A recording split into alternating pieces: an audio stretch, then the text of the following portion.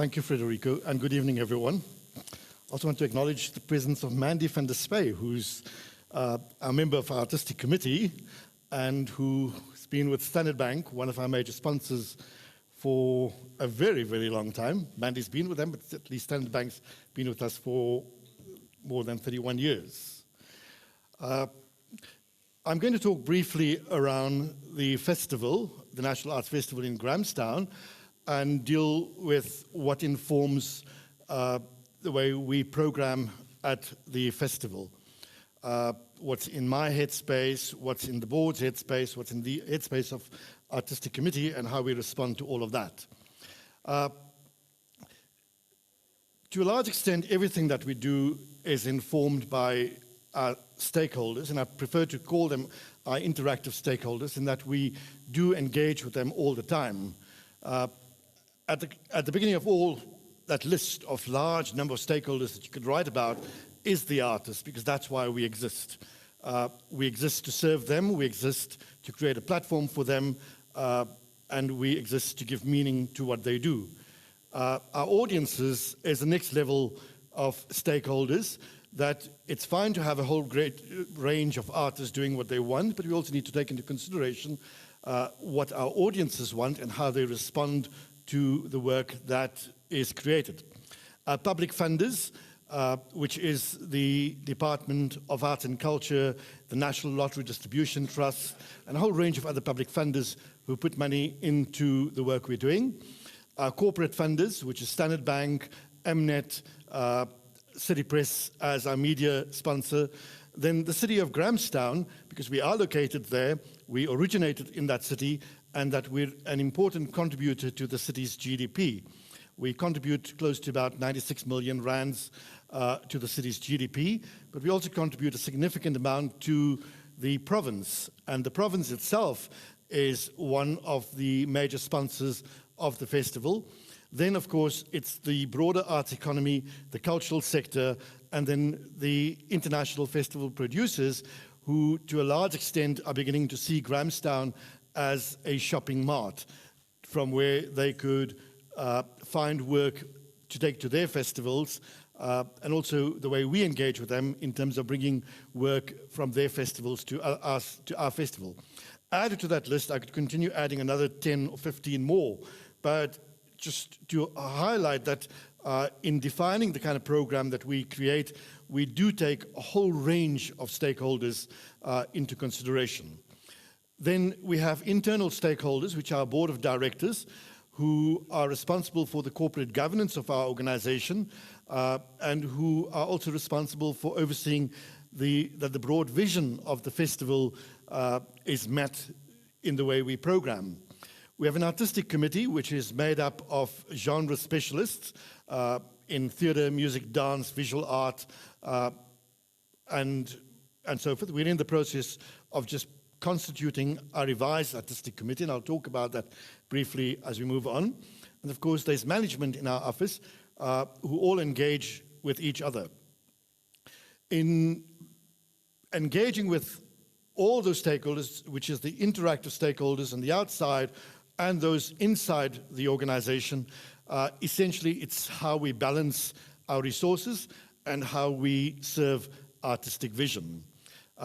Tony Lancaster, my colleague, is largely responsible for managing our resources, the operations, the marketing, and everything that comes with kind of resource management.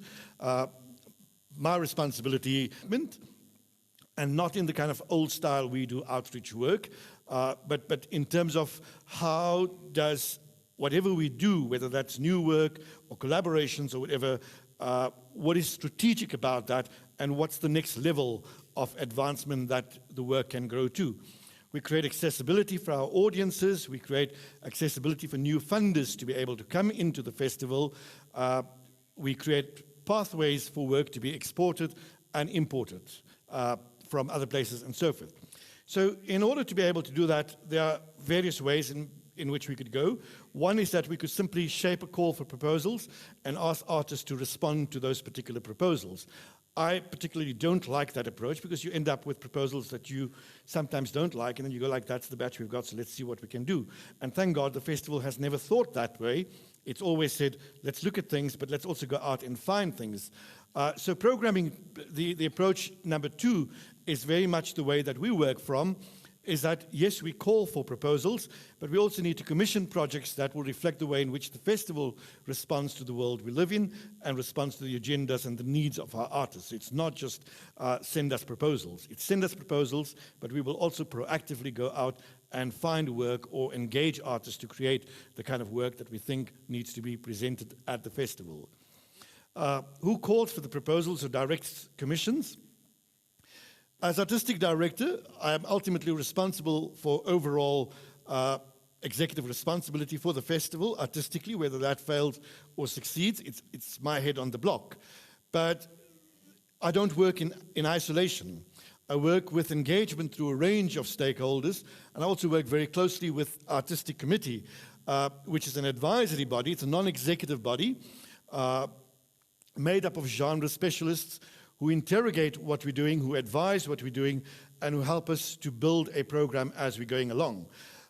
It's do we choose an advisory body or do we choose a selections body? Because it's a non-executive body, we believe that it shouldn't be a selections body, but that rather an advisory body.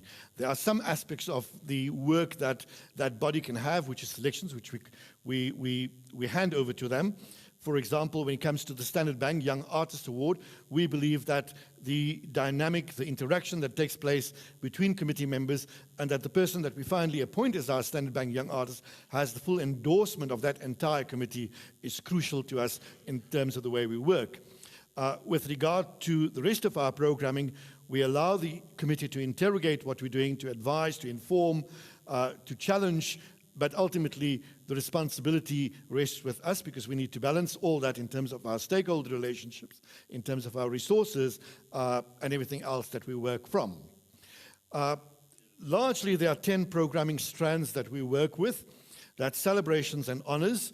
The Standard Bank Young Artist is one such aspect of celebration and honors. We've introduced the featured curator program last year as another way of identifying, of honoring somebody and creating opportunity.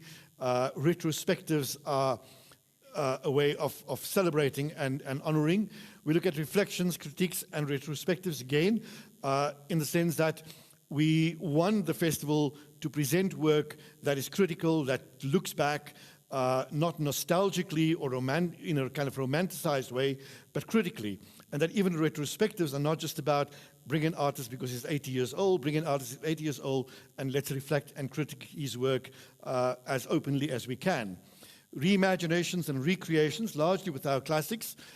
We're constantly looking at work that has been staged before. We certainly don't want South African work to be created and then end up in a shelf in some little library or some little archive, but for artists to continually revisit that work and to reimagine that work, to present it. Likewise, with new visions and new voices, is as much as we want to go back and reflect, we also want to create opportunities for new work, a younger generation of writers, directors, creators, and so forth. Is there work in our program that we could say takes risks or experimenting? I certainly think there is. And cause innovations. Is there work that has traveled across the country? In the sense that we don't want to just present a main program that is made up of premieres. A work in Joburg may have been incredibly successful.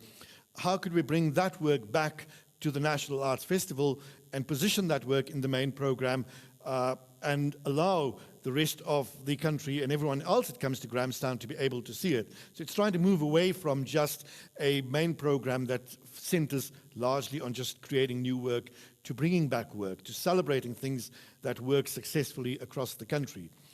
Our development and showcase, that throughout the year, although we're an 11-day festival, we operate in Grahamstown throughout the year, running skills capacity programs, we run incubator programs with local arts communities. How do we create opportunities for those particular programs to be integrated within our main program, to be showcased, and to allow those artists who come through our incubator programs to be catapulted into a bigger arts economy. Cultural legacies and heritage, we're constantly looking back at our histories, we're looking at the diversity of our communities, we celebrate that, and then of course there's just art for art's sake, which doesn't go anywhere else, the ballet, the orchestra, things that are just nice, people like it. And you'll have some people go like, why do you have to present a ballet in Grahamstown? Because there's an audience for it. They just want to come and they want to enjoy it. It may not work in Cape Town because there's a lot more that you can choose from. But in Grahamstown, you have the whole Eastern Cape that gets a ballet once a year. Why can't they enjoy it? So it's trying to create some kind of balance around that. And then it's internationalization of the festival. That is, how do we begin to grow our international partnerships? How do we find more international work coming to the festival? But how do we also allow South African work to be taken from the festival to go? So that if we look at those kind of things, is there work that we can position that the various international producers that do come to our festival will also take work? And how do we begin to build those international relationships that are sustainable? Now, I've spoken about some of those celebrations and honors. I've just gone through them all.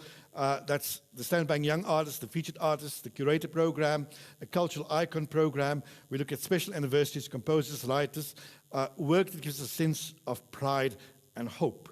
Okay? Reflections and critiques. That's work that can sometimes be provocative, uncomfortable. It provokes a discussion that is a necessary part of healing and growth in our very, very fragmented society. Reimaginations and classics. We want a younger generation of audiences and artists to connect with the old or find inspiration from the old. At the same time, allow an older generation of audiences to experience the way in which a younger generation interprets their classics. New visions, work that is an investment in the next generation of artists who are on the threshold of success. Experimentation and risk-taking, work that is bold, new, courageous, and unconventional. Encores and ovations, work that positions the festival as a platform that showcases excellence to South African audiences. We want to present the best from across the country at the festival, across the country and internationally in Grahamstown. Work that raises the bar of what we mean by work in progress. Those incubator programs that we run and whatever, so that we allow our audiences that come to Grahamstown to see the work, but also to critique the kind of incubator programs that we run throughout the year. Our cultural legacies and heritage, we want to instill a sense of mutual respect, understanding, and critical patriotism, not blind patriotism. So any kind of cultural legacy program that we do still is reflected on very, very critically. And then art for art's sake. That's just the escapism, the enjoyment, things that fill our auditorium and gets us a lot of money to be able to spend on some of the smaller stuff that we want to do. That probably is not going to draw much kind of money. Okay, the internationalization of the festival I've spoken about. That is, how do we grow our international partnerships, allow the footprint to extend, work to travel abroad, how do we grow the number of international producers that come to Grahamstown, and how do we break the challenges that we still suffer from, that we were an culturally isolated nation, and that we still need to extend our footprint across a number of strands, in the sense that we've had very strong relationships with Europe. How do we begin to build those relationships south to south with Latin America, and so forth? Okay, and then of course there's the audience factor that we constantly take into consideration when we program. We have our long-standing audiences, some of them who've been there since the beginning of the festival, come back and will come back every year. They may like what we do or they dislike what we do, but they come back every year. How do we continue to serve those audiences? How do we make sure that even though we're making changes in our programming, that we don't lose our audiences? We're finding new repeat audiences, people who come for the first or second time. Students, we run the Student Theatre Festival, where a large number of university students have their very first exposure to the festival. And how do we allow them to be able to come back once they matriculate or graduate and no longer coming with an organized school group? Who are first-time curious audiences, whether those audiences are buying tickets or engaging with our public art program just out of sheer curiosity. How do we grow them and nurture them to become regular patrons? How do we allow our audiences to become critical, in that we don't want to just have a situation where a play gets performed, there's a wonderful standing ovation and applause, and then we wait for the newspaper to write about our play. We want our audiences to begin to engage with the work, and we encourage them through digital media, but we also have post-performance discussions where we allow our audiences to engage with the content, with the style, with the artists, and so forth. How do we serve our funder imperatives? We have public funders. What are their imperatives for supporting us? And how does our program in some way meet with their imperatives? We have corporate funders.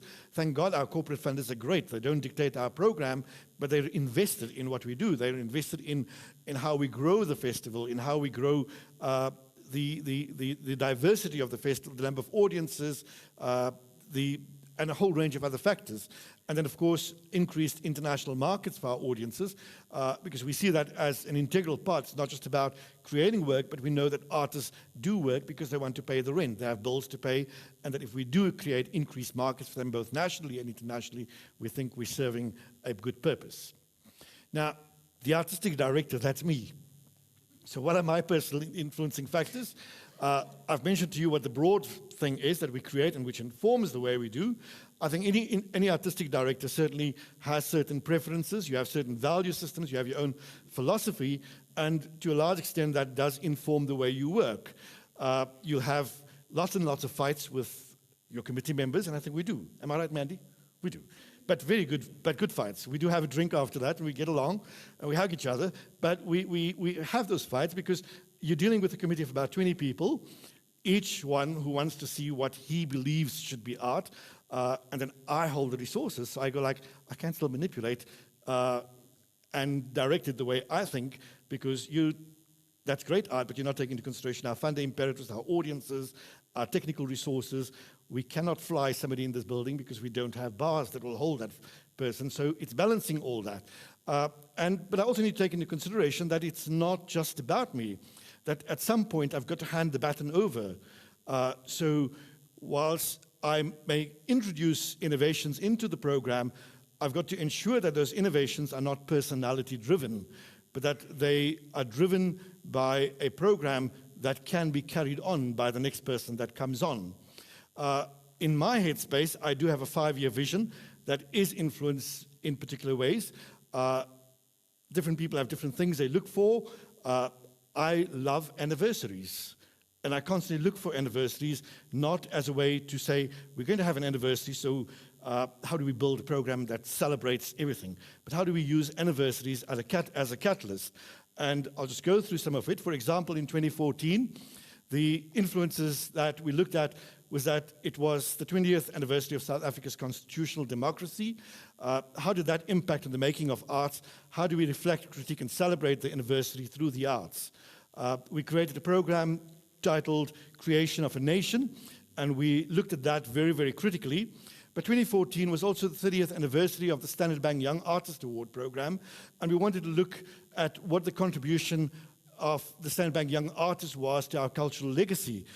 We wanted to honor a long-term and loyal sponsor for investing in artistic excellence. So our 2014 program had a very strong focus on, I think we managed to get successfully 29 artists that were featured, one from at least each one of those years. And I think what we said through that subtle way is that the corporate sponsor that we have has made a massive contribution to our cultural legacy. But it also allowed us to be able to look at where those artists have moved to when they first got the award in their early 30s, some of them in their 20s, and where they're now many, many years later.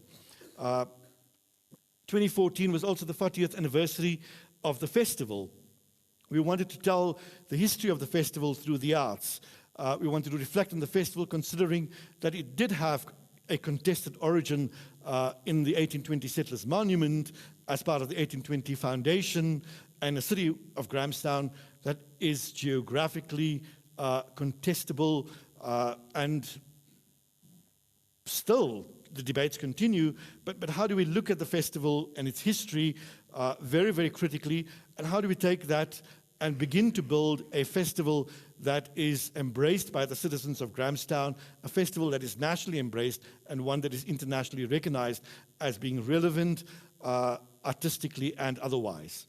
2014 was also the 50th anniversary of the UN resolution that called for a cultural boycott of South Africa. We wanted to use that as an opportunity to demonstrate how we've taken our place 50 years later on the international stage. And if you look through our program last year, you will find that we managed to get 50 nations participating in our festival last year across the various genres. Or we had artists from at least 50 different nations that were present. And I think in a very subtle way, that indicated just the kind of interconnectivity that the festival has developed over the years. Now, 2015, what are the potential influences in my headspace? And of course, this is going to be up for debate, or it's going to be constantly engaged with. Whilst everyone began to talk about 2014 as our 20th year of democracy, I just found it to be such a tiring cliche. I got bored by it. And I thought one needed to look at that beyond that, because really 2014 wasn't the 20th year of our democracy.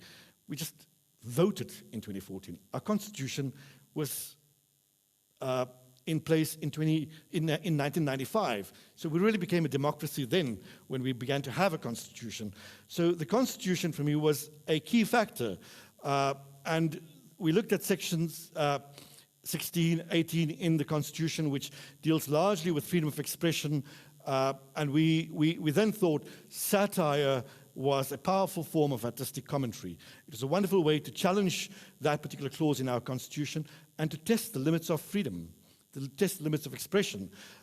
So our featured artist this year, as those of you may know who've been to the festival, wasn't an artist per se, but it was rather the whole genre of satire that we built in. So what are the things in my headspace at the moment? And of course, this is going to be debated, engaged with our committee, but I'm quite interested in a kind of 5-year plan, in that if we say 2014 was our year of constitutional democracy, where's the arts traveled over the next 5 years? And hopefully, if I'm still in Grahamstown, then we begin to ask those questions. I'm quite interested that, fine, we voted, we celebrated, we wore our rose-colored glasses, and some of us haven't taken it off as yet. And then in 2015, we began to challenge the limits of liberty and freedom, satire. 2016 is the 20th anniversary of the Truth and Reconciliation Commission. Can the arts continue to provide a platform for unraveling truth and heal a South African nation that in recent months has still shown signs of polarization? Okay, where does the roads must fall debate end up in all of this? How do we begin to engage with those kind of things? 2016 is also the 60th anniversary of the Women's March to Pretoria, and I'm going to be totally opposed if anyone on the committee says we should do another production of Watinta Bafazi, Watinta Bokodo. I think that's been done. I'm quite interested in to what extent does the festival advocate for women artists, women's voices, and women's issues?